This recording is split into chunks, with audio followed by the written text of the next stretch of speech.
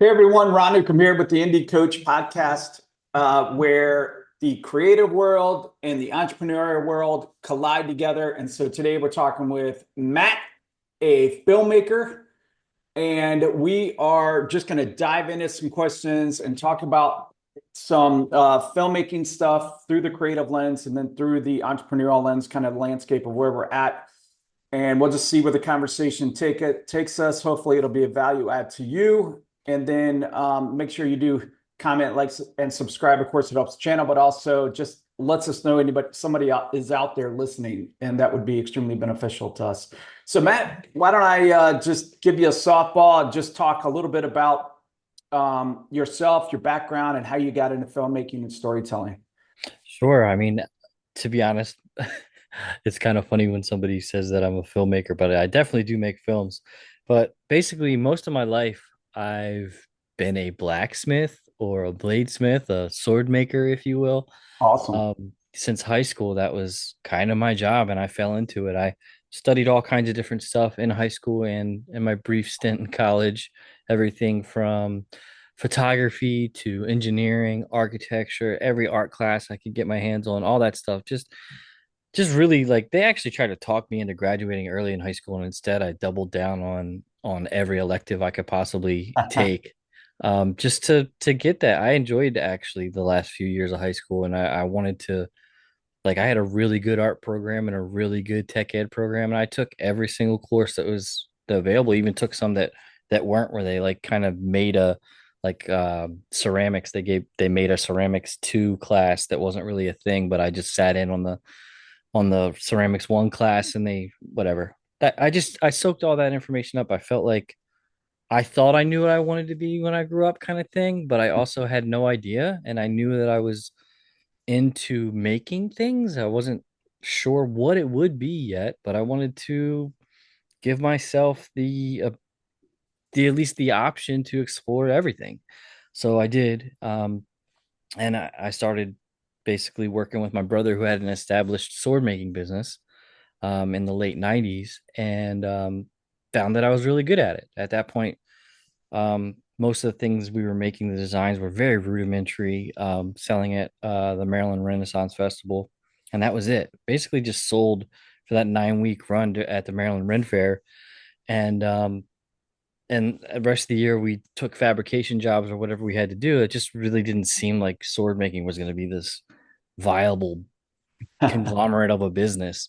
But over the 26 years or so that we did it, we went from that little business and really built it out to basically an industry here in America where we were selling at every single Ren fair in the country, just about pumping out anywhere from 20 to 150 swords a week.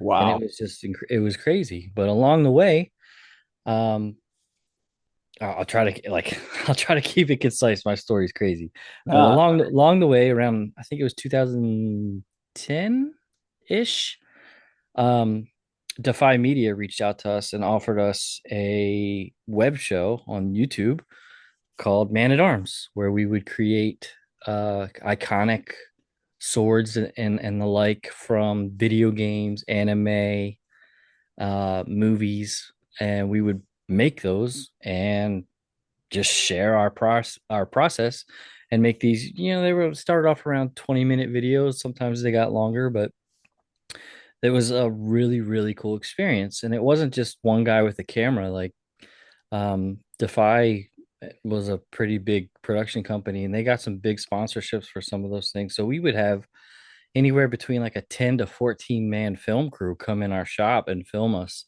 oh, uh, cool.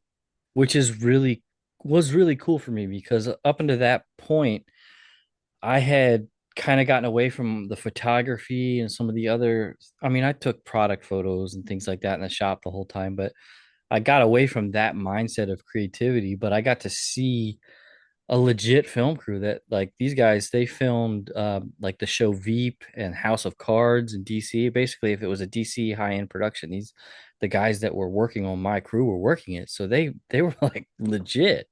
And we just got kind of thrown into it. And I kind of at first didn't realize how lucky I was to fall into a crew like that. Um, and I just decided that I was going to soak up every little bit of knowledge I could, to the point where, I mean, I was already like from day one, I was basically a producer on the show. I wasn't credited right away, but I was putting the build list together. I was basically doing a shot list, daily shot list for the line producers and all that stuff, and telling them where they were going to be because there was a lot going on. We had, 8 guys basically on camera, 8 guys and girls on camera, different craftsmen that were set up throughout the day to do different things. And I kind of had to be the guy that says, all right, go over here, get this leg. Da, da, da. So I was a craftsman and like learning how to be a producer, didn't realize it, but that's what was going on. And I actually became more friends with, the gaffers, the camera guys, the guys who like set up the light. Like I really was fascinated on how they did things and why they did it because everybody was so professional and good at their job and fun. And it just was one of those things where I just paid attention. Not ever in my mind did I think at some point I would be doing the one man band job of filming myself. I never thought that. I just really was fascinated by it all and wanted to know, why did you put that light here? Why are you backlighting this shot? Why is this that? Why is that? Why is this light good, that light bad? Why is all that different stuff? And I don't think I was the annoying guy. I don't know if you had some of them on there, they might say otherwise, but like I just kind of paid attention. Did some of my own independent research because filming swords and filming shining objects for like a beauty shot is different than just normal stuff. So like I was really hands on that, and then that kind of all went away when Defy went under. Actually, before that happened, we got a TV show called Man at Arms Art of War, and that was actually on the El Rey network with Robert Rodriguez. Yeah. So we got to take kind of the same crew that we were filming the web show with and make a TV show, obviously with a lot of additional people. Instead of one cameraman, they'd have three A, B, and C cams. And Robert Rodriguez actually came to our shop for a few days. Cool. So like I was on camera with him, also off camera talking to him. And um one of the main producers of the show, like the executive producers, was the same guy who was the EP on Braveheart. So like things like that was just like really really cool. It was kind of a low budget show, even though we had Danny Trejo as the host. Like it wasn't huge dollars to make it. We already kind of had it figured out with the YouTube show. Um, but some of the stuff that we filmed back in LA and with Danny obviously was more high budget. Um, but once again, I got to soak up so much knowledge from so many people. Our DP for the TV show, Jake Tawney, he is an Emmy Award winning DP. He goes out and does all the deep sea deadliest catch stuff on the Oh, ships. And cool. so Yeah. like he's won multiple awards and he became one of my best friends throughout all of that. We did 2 seasons of it, and I just I still pick his brains about things, and all the different cast and crew and even the makeup people, wardrobe for that show, all that. I just like asked questions, paid attention. I actually got in season 2 of that TV show, I got a producer credit, which is pretty cool. From Yeah. just a blacksmith to I actually have producer credit on a real TV show that was produced by Robert Rodriguez, and that was really really cool. And then that all went away. Defy Media went out of business. We don't really need to get into that, but they went out of business, and we kind of had a choice to make. Like, were we gonna, as a group, sit around and wait and see what would happen with that? Would somebody buy the rights and bring the show back, or would we be able to acquire them, or like what? We built at that point almost 8 million subscribers on the Almi channel, and there Wow. were other shows on there as well. It was a real cool channel to be a part of, but we didn't know what to do. It was like felt for a while, it felt like starting over would feel like, dang, how can you go from 8 million to starting over? I know a lot of YouTubers have had to do that over the past, but I just kind of started talking to my buddy that I was my coworker, Ilya, and I asked him, I was like, bro, why don't we just start our own channel? I was like, I know it's gonna suck at first, as it always sucks to start. And I was like, but I've soaked up a lot of, and like we kind of were like, nah, like that doesn't sound right. Because we were used to so many people to make a decent looking show. I mean, 14 people on the crew, just the film crew. To Yeah. think about then doing it yourself with, Amazon Prime lights and and my cheap $800, Canon M50 camera that I ended up buying. I mean, the first video I shot on my iPhone and edited it all on the iPhone. It actually looked okay. Um, but yeah, we just made a decision to go ahead and do it. We called the channel That Works and we went at it. Um, we didn't have access to any of the social media or anything that involved the previous channel. So it really was building from scratch. Luckily we had, 8 million people. There's going to be a few people that remember us. So we built it relatively quick. Um, the first year was tough. Um, but yeah, I mean, I don't want to get into the drama of it, but it just ended up not not everybody at the shop I was working at with my brother thought it was a great idea to do this. They really wanted to wait around. So I ended up getting my own workshop with that guy Ilya that I was talking about, and we just built it from scratch. And like I said, the first videos were rough, but I just knew that I could get there. I Yeah. knew the right way the whole time. I just didn't have the budget. Yeah. Um, and I just built it. And here we are today, kind of in another rebuilding mode where I've moved shops again for weird reasons. But the landlord that had my shop was on decided to sell the property. So kind of in a rebooting phase right now, but actually the rebooting of some of this stuff is exciting. Get to build things out a different way and get back at that grind. I've you know I've just embraced the grind over the years, and sometimes you get into a lull of just the normalcy of workload that you can do, but you can always, when it comes to that reboot, like you're all in. So sorry, I know that was a really long-winded story, No, but that's like, that's man, what we it want, that man. was actually the short version. Yeah, no, I bet. No, that's why we're here Yeah. to get the breadcrumbs that people lay before us to see if we Mhm. might be able to glean from it. It's never a direct one for one, follow my path. But if you can show the way or that there's a light at the end of the tunnel, I think that's what people want to hear, that you can make it, that it is achievable. Yeah. Not that, hey, this is the way to do it, because I think we all recognize that there's Mhm. unique ways about it. Mhm. What does a typical day look like for you now? Oh man. I kind of have, like I said, I kind of have two sides of my life because I still am a craftsman. So I'm still making my own original art pieces. I don't do that high production sword making anymore. I basically just focus on custom pieces. It doesn't even have to be a sword. Like I make jewelry or it could be ornamental ironwork, like a nice railing or anything like that. I don't do a whole lot of that work anymore, but I would love to. um well, whatever it is, that's kind of like my day job, if you will. Even though in reality the side gig is more of the day job, but that's not what people know me as. People know me as Matt Stagmer bladesmith, or Matt Stagmer metal worker. But really, my main business and the way I feed my family really is through the YouTube channel, and it Hmm. is content creation. And I've taken some side gigs where I've done some film stuff, some promotional videos, and things that have nothing to do with what I do with Hmm. bladesmithing. Like I did an exercise equipment video as my first kind of like commercial gig that was outside of this realm, and it was really really fun. I really enjoyed that. I don't have a lot of time to do that stuff anymore. When things are kind of running on autopilot, uh channel's doing really well and video, I can take like a couple weeks and go film some other things here and there, which I really love to do. But my day to day, sorry to get back to the original question, is kind of twofold. Like sometimes I just go into the workshop and I make things and I don't film them. um, some days I go into the workshop and I make things in the morning, and then when my other partners get into the shop, the lights go on, the camera goes on, I become camera guy and I film them, or I put it on sticks and film myself a lot of times doing things kind of vlog style.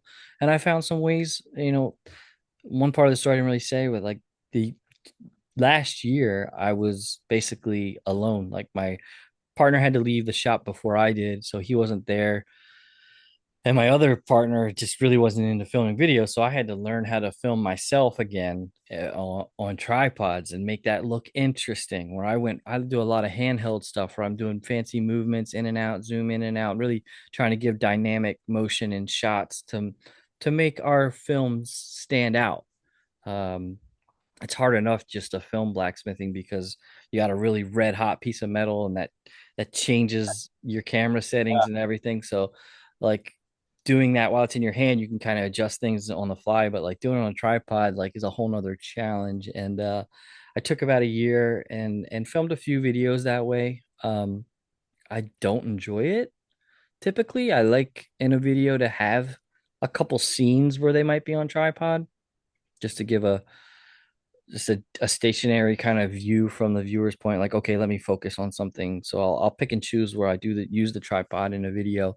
um but typically I like to float around with the camera and capture different scenes. And so when they get there, I'll do some filming. If we have film work, sometimes we might not film in a whole day at all. We might just work on our own projects.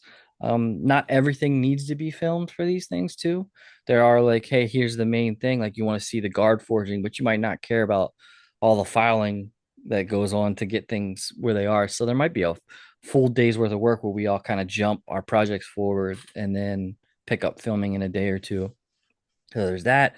And then there's the part that people really find monotonous and maybe boring, and that's when I come home and do a lot of the editing. I when I'm in a, you know, here I'll be honest, like this isn't necessarily a success story that I'm telling you, it sounds all fun right now, but you know, I've gone through some depression and some writer's block, if you will, where it's hard to sit down and edit a video for different reasons. Like we don't even need to get into the reasons, but like that is just human. You're going to go through some ups and downs, and the filming might still come to you because it's fun and you're capturing stuff. But when you have to go to edit, like sometimes that writer's block hits, and it's like, man, like you feel like it's mission impossible just to get 15 minutes of editing done at a time. And that's something that I fought through, and I'm kind of coming out on the other side now, and we've started making a lot of videos again, and it's been great. But it can be tedious and it can be monotonous, and if you don't necessarily really care about what it is you're making, because sometimes you're not going to. Sometimes it's a sponsored gig or something for a video game you could care less about. But you find the way that I like to approach things as a craftsman is find value in what you do. You can add something in there for everyone. So say I get like a gig for the new Call of Duty game. They want us to make a katana, which we did like 2 years ago, which was super fun. But say I hated Call of Duty, and I even look at it as the viewer, like there's a lot of people who don't want that kind of video game.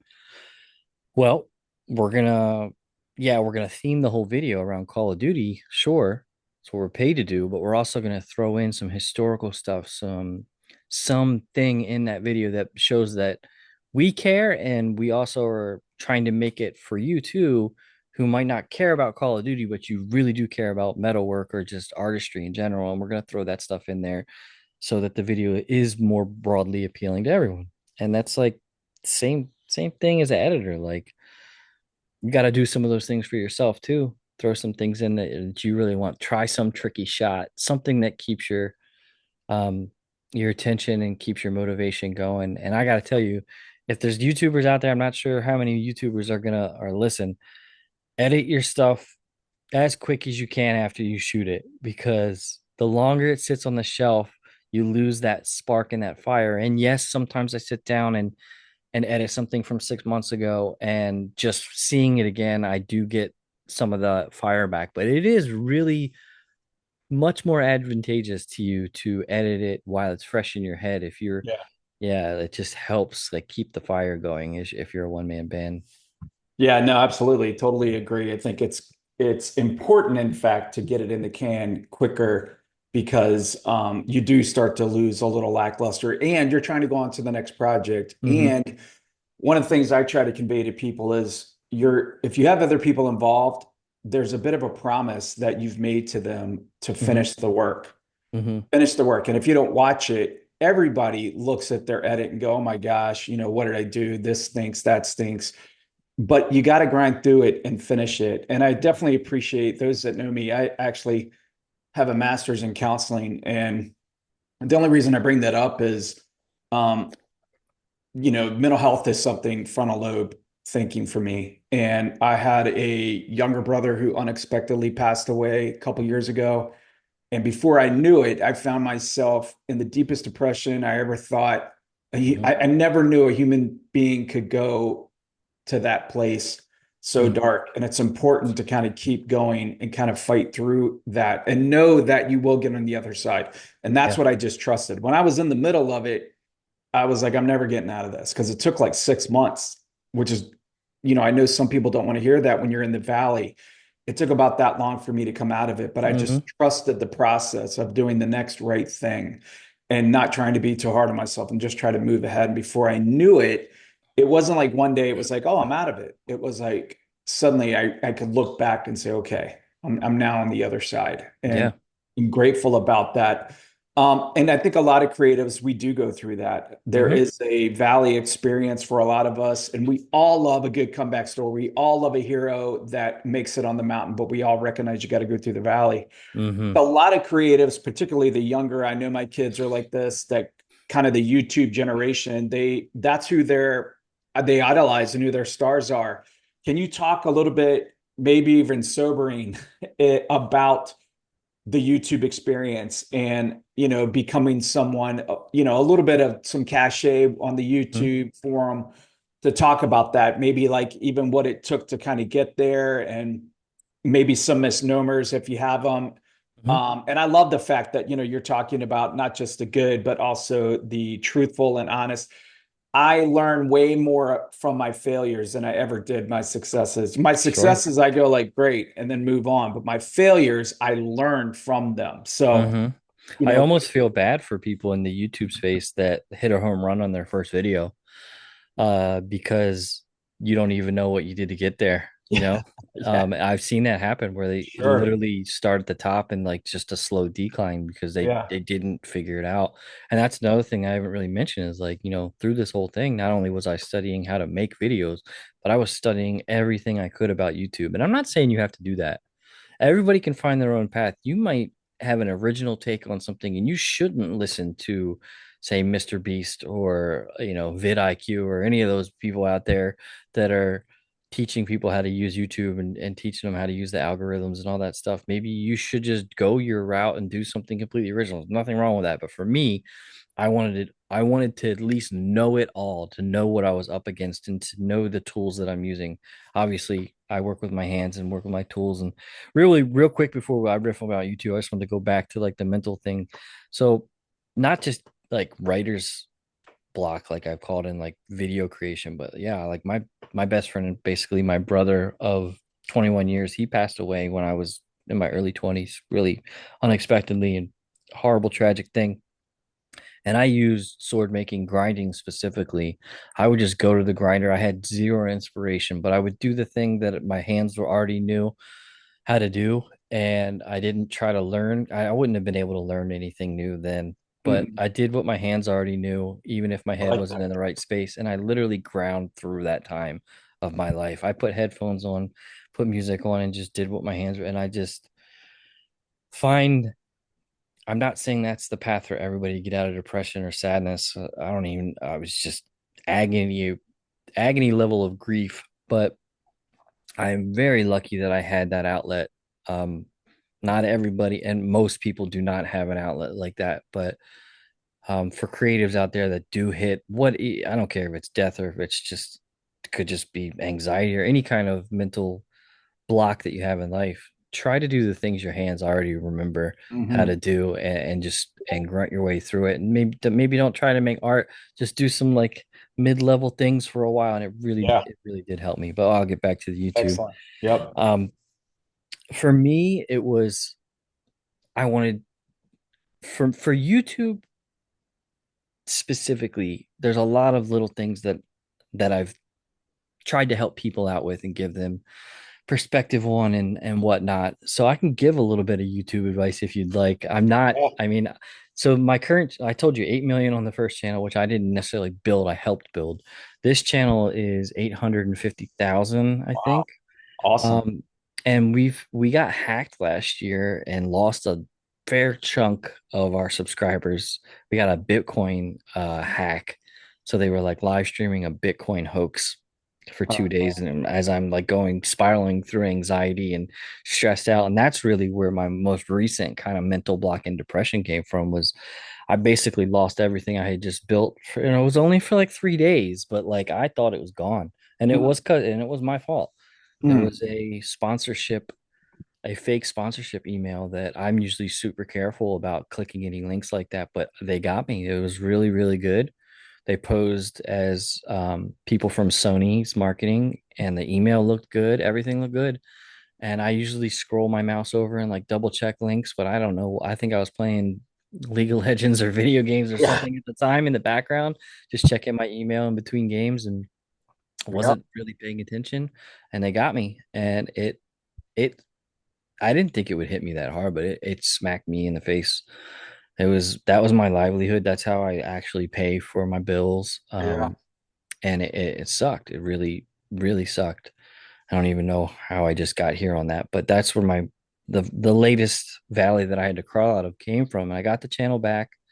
Um, and it just basically the whole channel was dead.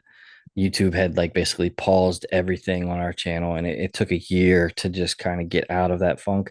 And I'm not even sure if our channel is really out of the funk, but we're back making stuff, and it feels great. But I'll just give like a quick couple pointers to Mhm. YouTubers if you're out there. Yeah. One, stay the grind. You don't try to make a masterpiece your first time. Get videos out. Just get them out there as quick as possible, and always try to make your next video a tiny bit better. Don't try to take these giant steps. Make it a little better. You know, when you have a little bit of a budget, like buy that $15 ring light. Once you have a little bit more, get rid of the ring light and buy some nice diffused light. You know, constantly add to your repertoire. Get a better camera when you can. Can't afford a camera, buy some used lenses. You don't have to have it doesn't have to be all brand new. I started really, really low end. Literally like Amazon Prime was all like that was my go-to thing. My camera slider was off Amazon. Like I got I love it. all the cheap Yeah. stuff, but I made it work. Well, like I said, I got a Canon M50, which at the time was like kind of the cheapest Canon mirrorless camera you could get. And I did my research and it shot 4K, but you really had to have it on a tripod shooting 4K or it would get that kind of like ghosted image. Yeah. So we didn't shoot most in 4K. We shot everything in like just HD and it had kind of had slow-mo, but not really. But I played around with stuff and I just built on it. But the real rules, other than the grind of it, like stay consistent, keep yourself accountable. I don't care if it's one video a month or one video a week, whatever pace you set, just keep it and know that getting started, there is going to be a point where you should seek perfection, but it's not when you get started. Just get the content done, get it out there, watch your old content every once in a while and see where you want to try to change and get better. Right now, YouTube's all about shorter intros. It used to be like Man at Arms. We had this long kind of like TV show intro. Well, now that's not the trend anymore. Those first 8 to 10 seconds really, really, really, really, really matter. Oh, interesting. You want you they say doesn't matter how good your video is, if you have a poor thumbnail, no one's ever going to see it. So thumbnails are super, super crucial. But that first 8 seconds now is just as crucial as the thumbnail. Wow. If you're on YouTube and say you scroll your mouse over a thumbnail you think's interesting, it automatically plays that like first eight Yeah. seconds. Yeah. So that is secondary to your thumbnail. Those first 8 seconds should be like really good footage or something that's going to captivate somebody, whether it's you saying something that's intriguing or just suck someone in, or like in my case it would probably be some forging shots, some grinding shots, maybe a quick spin promo of the item we made, with a Yeah. voiceover saying this is what we're doing today, like something like that. Or it Cool. could, that's just an example, but whatever it is you're doing, that really matters. So don't worry, don't stress too much about your actual video content in the beginning, but I would recommend stressing out on your thumbnail. Because if you don't have a good thumbnail and you don't have a good description, no one will ever find your video because they just won't care. Hmm. So if you're whatever it is, you know, shoot whatever video. I don't care. You want to talk about Barbie. You want to start a channel talking about Barbies. Fine. There's probably a ton of them out there. Go when you put out whatever it is, the new Barbie, blah, blah, blah. Go do a quick YouTube search for the exact topic that you just created.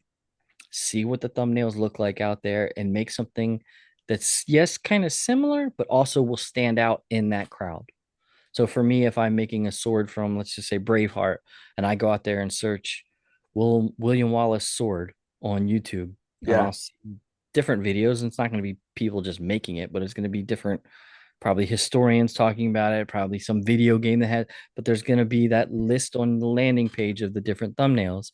You're going to want to make your thumbnail stand out on that page, or it's just never going to get clicked. So that's number one thing that I can say for a new YouTuber is don't stress about your video being super quality, but do stress about that thumbnail. And th- title of your video and thumbnail go hand in hand. Hmm. Because when somebody gets captivated by that thumbnail, they immediately look down to see what the words are under it. So those things should go together. And don't one mistake I see a lot on, like, say like YouTube is people will have like how to get 100 views in 10 days on your YouTube video, and then like in the thumbnail it have those same words, how to get 100 views. No, you already have those words in the title, so have the words on your thumbnail, if there are any words on your thumbnail, be something a new something completely different to pull them in, like can we do it, question mark. That'll A question pulls people in. Nice. Different things like that. So I don't know if that's really what you meant on YouTube tips, but Absolutely, like, man. yeah, No, I mean, those are like the key ones right there. yeah, I'm not a big on YouTube, but I do put this up there. And of course, I want people to find it and listen. And Mhm. I'm taking notes, brother. So yeah. Oh yeah, I mean, we could riff for hours. I Yeah, do I'm this with sure. quite a few people, honestly, Yeah, and I bet. and some of them it's been really encouraging to see their channels take off past mine. So it's been Awesome. cool. Where I've No, that's awesome. yeah. With people like Call of Duty and things like that, IP driven and some cool Mhm. stuff, how do they reach out to you? Is it because the show? Sponsorships. Okay. Yep. So with sponsorships, that's another thing, dude. When it got started, like nobody wants to work with a they're not going to even find your channel to know you exist. Yeah. Luckily, yes, I had uh 4 or 5 years of doing this, building kind of relationships, but I never was involved in talking to the actual sponsors. But I could point them like, hey, this is Matt from Man at Arms. Here's a previous project we worked to. So I reached out to everyone in the beginning. And when I say the beginning, not like the first month, for the first 3 years Yeah. of the channel, I reached out to Yeah. everyone. I'm not saying this is the way to go or not the way to go, but because I had worked underneath a production company like Defy my whole time at YouTube, I refused to sign any kind of agreement with any kind of ad agency or anyone where I could only work with them. I am never signing anything like that again. So that could put you at a disadvantage if you have that mentality. It's not so bad to sign on with that agency or a manager. But for me, I just would be like, hey man, yeah, I'd love to work with you guys. I'm just not signing anything, any exclusivity whatsoever. But I'd love to work with you. And some people would get turned off by that and not want to work with me. And then, but I think in the end, what it's done with me now, I got like 10 to 12 ad agencies that I work with that I don't have any exclusivity with, but they reach out to me because we're a real niche thing. So like something like Gladiator 2 comes out. You can have a cosplayer make some foam chest thing, or you can find a blacksmith channel and have them make a gladiator sword. Um, I didn't get that gig, but that was one that we were talking about. I just Yeah. didn't have the time to do it. But things like that happen. Yeah. And it used to be like a real outside the box thing when Man at Arms first started, our YouTube channel, our first YouTube channel. It was like, who's going like no one was making swords on YouTube back then. Like there was Yeah. no, maybe some real crappy channels, but no one had any kind of production value. But Game of Thrones was just kind of spiking, and I mean, they sponsored quite a few videos, and Cool. HBO did, and like I'm sure there was a ton of I don't know all the legwork that went into that, but Defy had a huge team that handled all that. But for me, yeah, reach out, reach out, reach out, and a lot of the big home runs, if you will, where like I might get like a $2,000 deal, a $5,000 deal, but then there might be like a legit life changing 15 to 20 or even higher, something really big budget that's going to take us months, and I do have to hire some people to come out and help me, and um like those things find their way to you if you're doing good stuff. But don't ever, like, here's a really good example. In the middle of my kind of my like the channel got hacked in my depression, and like I didn't know what I was doing. I was filming some things, but I really wasn't digging the whole filming myself on a tripod, not having any help and just not having any camaraderie. Like it Yeah. just kind of was boring being in a workshop by myself, and Yeah. it was a weird situation.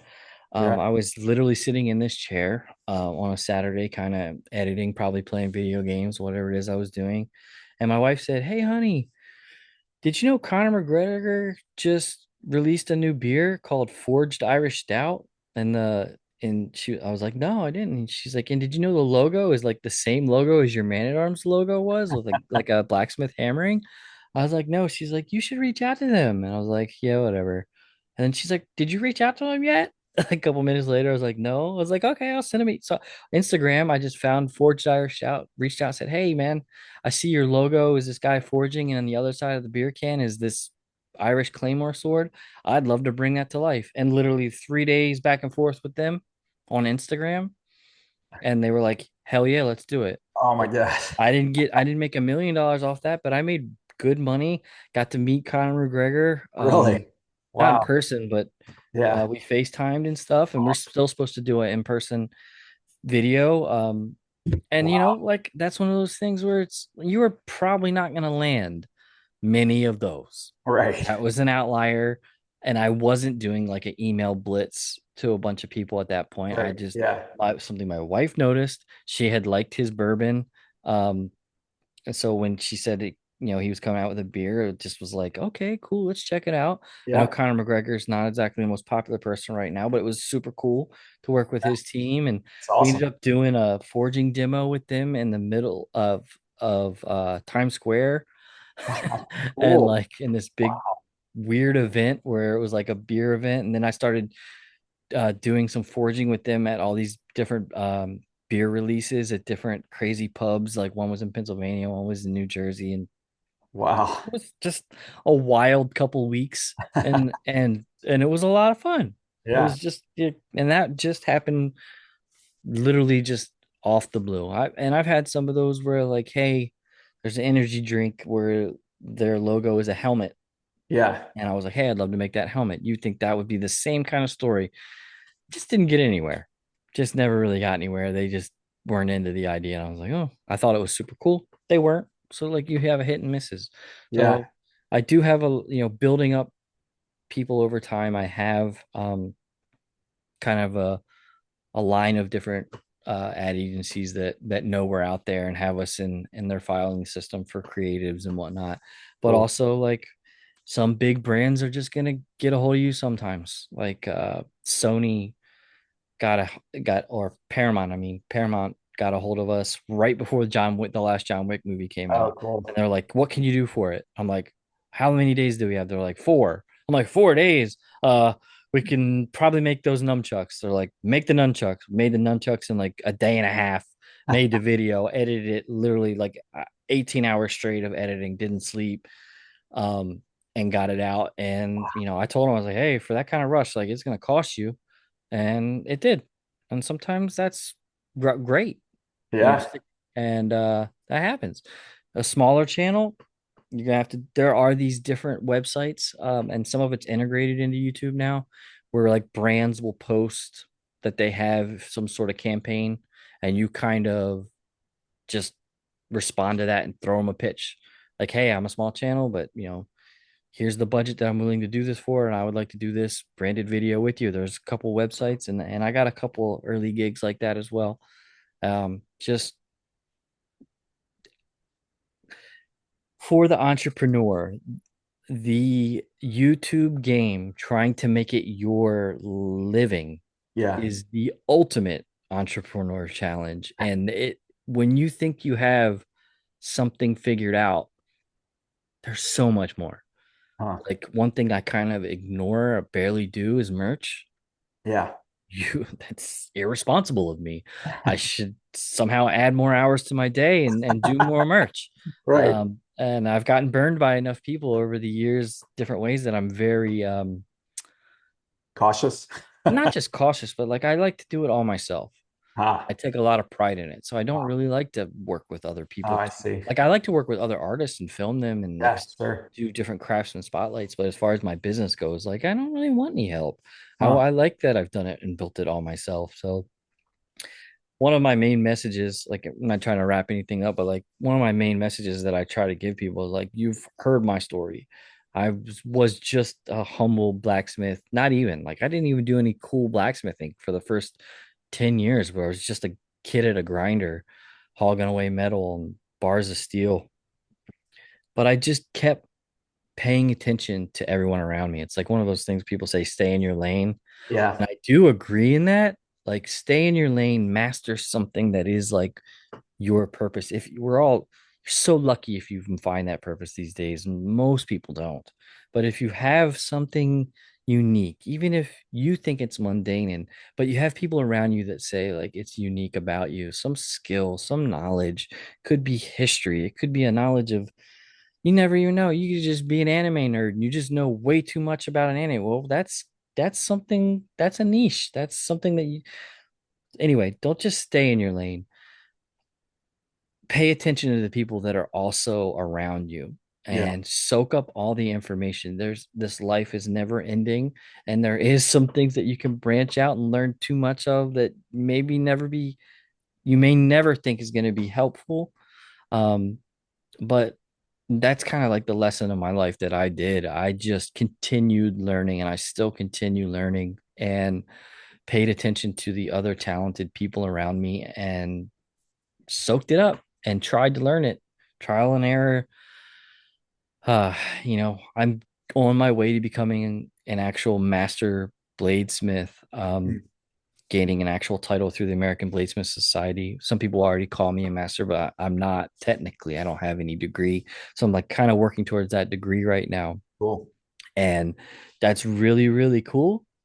I'm super happy about that. And that'll be a milestone for my career. But really, the thing I'm most proud to do is continue the learning, A, but B, always be the student, always be the student. And you can be the teacher teaching yourself. YouTube is a great place to learn anything you want to learn, or you can just literally approach life with open eyes, open mind, and learn from the people that are around you. And that's Yeah. just one of the things that I just can't express. I was lucky to be around amazingly talented film crew in both cases and learn from all of those people. But also, I learned almost just as much as just reaching out on YouTube and watching a video and seeing something like, oh, see a shot that I, in some random video that's not even related to sword making, see a shot. I'm like, oh, I know how I could incorporate that to this and that, and just always kind of have that learning and that student mindset. It's so important not to get engulfed in your success and believe that you are a master, because you may be a master in this little category, but there's so much more. Yeah. So much more. I like Yep. it. Yep. For movies and stuff, is there any movies that you look out there and you find that they've done it right from like a blacksmith point of view, or is it always a cringe kind of watching something and saying, "Oh man."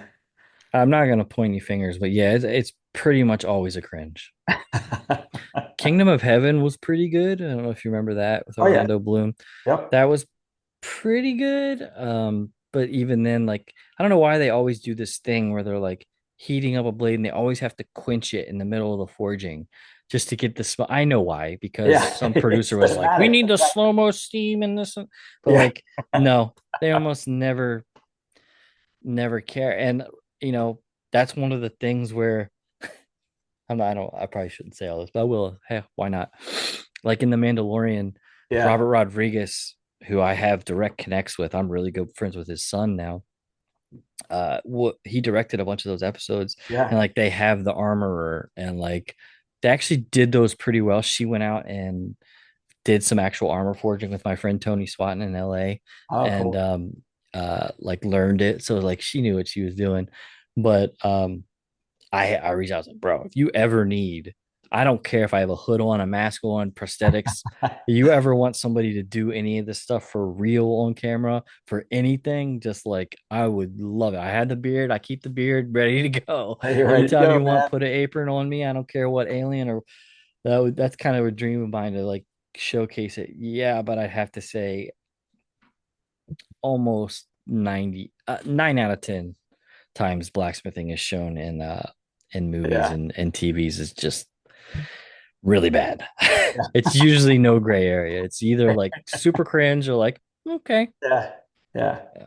Yeah. Yeah. The I must admit the beginning of Conan did fire me up when they were showing the forging of that blade. But yeah, as a Uh, former Marine and cop, when I see them going into a room and right before they go in the room, they like rack the gun, you know. And as a mhm, cop, you would know you always have a round in the gun. You know, you would mhm, load it uh-huh. to a Oh hostile. yeah. Oh You yeah. know? And like the scenes where they have like it might be like a hostage scene where the person's talking to him forever. Like I just watched Penguin, Yeah. and one of the scenes she was sitting there with this gun pointing. There was this big thing, and then 20 minutes into it, racks it. Racks. I'm like, what? There was no book. I'm like, okay, there was nothing in there that whole time. Like, what are we doing? Yeah, What but that's a definitely. makeup transformation though. We could talk for an hour probably about the Penguin makeup Oh transformation. yeah, for I always sure. thought he was a good actor, but dear Lord, that's like next level It stuff. was next level. Well, brother, what are you working on next, man? And where can people kind of find you? Is it your Yeah, YouTube channel primarily? yeah. I would say YouTube's a good place to go, and you can get to my web store, you can get to my Instagram, all that through YouTube. So it's youtube.com/thatworks. Um, really kind of in a channel rebooting phase. Is exciting. Just put 2 videos out in the last 10 days, and before that, I hadn't had a video out in months. And I got so many, so many projects being edited right now. So if you're into high art and just some fun, creative videos, and we're trying to find a way to expand into some other things too, because we named it That Works because our whole plan right before COVID was we were going to go explore other crafts. We didn't want to like tie it down to like a Oh, blacksmithing name. So we're gonna we're gonna get back to some of that and do some more traveling and hopefully really just highlight people who work with their hands. And that's just really what I love doing. And I love showcasing people that don't have an audience like me. That's been something that like that's not a business recommendation I have for people, but it is a human yeah, recommendation. If you do yeah. build an audience, go share it with other people that deserve it, that maybe just devoted their life to a craft and never learned how to edit a video and go, do some stuff with them too. I think that's pretty darn important. Yeah, no, I totally agree, brother. Yep. Well, man, I appreciate your time. I'll make sure I put it in the notes for sure to get everything over to your channel. You've been gracious with your information and knowledge and Yep. just your heart and your spirit, man. I definitely resonates with me. I'm glad we had this conversation. Me too. But people, I think we're good to go to call our conversation good with Matt Stagmer. I hope that you enjoy your day and remember, nothing is wasted. See ya.